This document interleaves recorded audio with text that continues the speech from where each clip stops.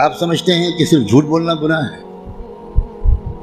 صرف بد نظری گناہ ہے، صرف زنا اور چوری گناہ ہے، اور آپ یہ نہیں جانتے کہ قرآن کو نہ سمجھنے کی کوشش کرنا یا سمجھنے کی کوشش نہ کرنا یہ ان سارے گناہوں سے بڑا گناہ ہے۔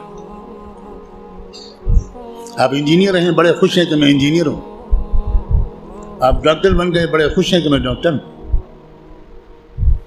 آپ تاجر بن گئے اور آپ خوش ہیں کہ میں تاجر ہوں، اور آپ کو اس کمی کا احساس تک نہیں ہے کہ میں کتنا بڑا محروم انسان ہوں کہ میں اللہ کے کلام کو جو صرف میرے لیے آیا تھا وہ میں سمجھنے کی کوئی کوشش ہی نہیں کی۔ میں مسلمانوں کی اکثریت، غالب اکثریت، وہ جو 5 وقت کی نماز پڑھتے ہیں وہ بھی، جو روزہ رکھتے ہیں وہ بھی، جو اپنے کو دیندار سمجھتے ہیں وہ بھی، جو کچھ دینی کام بھی کرتے ہیں وہ بھی، اس بڑے گناہ میں تقریباً سب شریک ہیں کہ وہ قرآن مجید کو سمجھنے کی کوئی کوشش نہیں کرتے اور قرآن مجید کو نہ سمجھنے کو گناہ نہیں سمجھتے، یا سمجھنے کی کوشش نہ کرنے کو گناہ نہیں سمجھتے۔ تو آپ قرآن مجید کو سمجھنے کی کوشش فرض عین سمجھیں، اور قرآن کو اب تک سمجھنے کی کوشش نہ کرنا یہ کبیرہ گناہوں سے بڑا گناہ سمجھیں۔ اور رمضان کا مہینہ جو گناہوں سے توبہ کرنے اور معافی مانگنے کا مہینہ ہے، اس میں سب سے زیادہ اس گناہ سے توبہ کریں۔ اللہ کے ہاں آپ کی بخشش اس سے کہہ کر نہیں ہوگی کہ اللہ حضرت میں تعلیم کے حلقے میں بیٹھتا تھا اور اس میں منتخب احادیث پڑھی جاتی تھی، اس میں فضائل نماز پڑھی جاتی تھی۔ یہ منتخب احادیث اور فضائل نماز اس لیے پڑھی جاتی ہے تاکہ قرآن پڑھنے کا، سمجھنے کا شوق پیدا ہو۔ اور اگر کوئی کتاب قرآن مجید کے سمجھنے کی کوشش کے راستے میں ایک رکاوٹ بنتی ہے تو میں کہنے کی ہمت بھی نہیں کرتا، ضرورت بھی نہیں سمجھتا کہ وہ کتاب یا اس کتاب کو یہ درجہ دینے والا اللہ کے ہاں کدھر کھڑا کیا جائے گا۔ رسول اللہ یہ شکایت کریں گے قیامت کے دن کہ سن لیجیے یہ قرآن میں آیا ہے، اور شکایت کیا کریں گے؟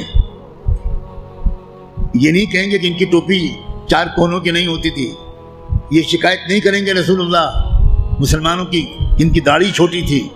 رسول اللہ شکایت کیا کریں گے کہ اللہ یہ ہے میری قوم جس نے قرآن کو چھوڑ دیا تھا۔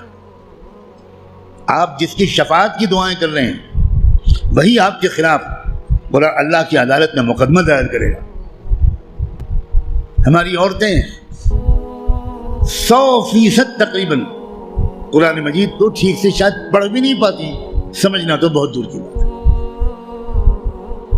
ہم نے کبھی فکر ہی نہیں کی کیا ہو گیا، مجھے کچھ سمجھ میں نہیں آتا۔ قرآن صرف تلاوت کے لیے نہیں آیا ہے۔ اول تو کتنے لوگ سال بھر تلاوت کرتے ہیں وہ آپ خود جانتے ہیں، لیکن میں کہتا ہوں اگر آپ سال کے روزانہ تلاوت بھی کرتے ہیں تو ایک بہت نیک کام آپ ضرور کرتے ہیں، لیکن قرآن کا حق صرف تلاوت سے ادا نہیں ہوگا۔ آپ کے دوست کا خط آپ کے پاس آئے، آپ کی ماں اپنا خط لکھے، آپ دور کہیں رہتے اور ماں آپ کو خط بھیجے، آپ خالی اس خط کو روزانہ پڑھ لیا کریں گے بس؟ اور دوست یا ماں اگر آپ سے کوئی مطالبہ کرتی ہے تو آپ اس پر عمل نہیں کریں گے؟ یہی سلوک ہم قرآن کے ساتھ کر رہے ہیں۔ قرآن کیا ہے؟ اللہ کے خطوط کا مجموعہ ہے، لیکن ہم کو کچھ خبر نہیں کہ اللہ نے ہم کو خط میں کیا لکھا ہے۔ آپ کا دوست آپ کو خط لکھے اور آپ اس کو سمجھ نہ پائیں، آپ چین سے سوئیں گے؟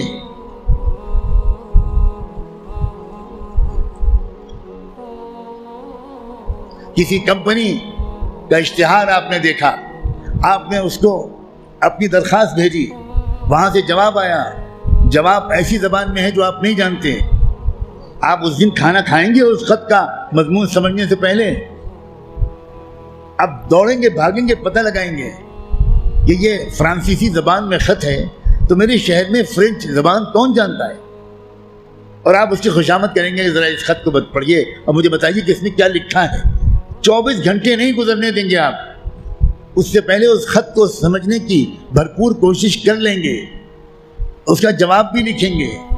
لیکن قرآن ہے کہ 60 سال سے آپ کو پکار رہا ہے، اللہ کا خط ہے کہ 70 سال سے آپ کو آپ پاس آ رہا ہے، لیکن آپ نے ایسے کان بند کر رکھے ہیں، ہمیں کوئی دلچسپی نہیں اللہ کے خط سے، اللہ کہتے رہیں ہمیں کوئی دلچسپی نہیں، ہم بہت مشغول ہیں، ہمارے پاس فرصت نہیں ہے، ہم بڑے کامیاب تاجر ہیں، ہم اسٹوڈنٹ ہیں، ہم پروفیسر ہیں، ہم ڈاکٹر ہیں، ہم انجینئر ہیں، ہم پولیٹیکل ایکٹیوسٹ ہیں، ہم جرنلسٹ ہیں، ہم اخبار میں کام کرتے ہیں، ہم کہاں قرآن کا ترجمہ پڑھ پائیں گے؟ بھئی ہمارے پاس کہاں اتنا وقت ہے؟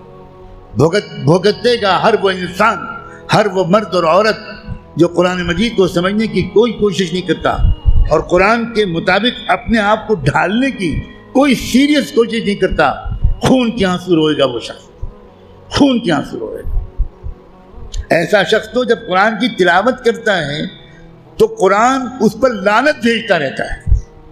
اب غور تو کریں، رب قارئ للقرآن والقرآن یلعنہ، یہ میرے باپ کی اور پیر کی کہی ہوئی بات نہیں ہے، یہ بات صادق و مصدوق رحمت دو عالم صلی اللہ علیہ وآلہ وسلم نے کہی کہ قرآن بہت سے لوگ پڑھتے ہوتے ہیں اور پڑھنے کے درمیان قرآن اس پر لعنت بھیجتا ہے، اے اللہ یہ مجھ پر یہ پڑھ رہا ہے، اس پر لعنت۔ اب قرآن کی لعنت پر اللہ تعالیٰ قبول نہیں کریں گے؟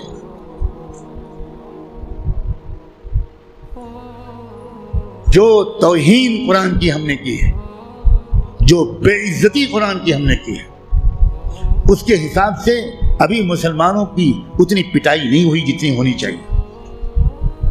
آپ اتنی پٹائی پر پریشان ہیں، ابھی تو شروع ہوئی ہے پٹائی، پھر دیکھیے گا آئندہ کیا ہوگا۔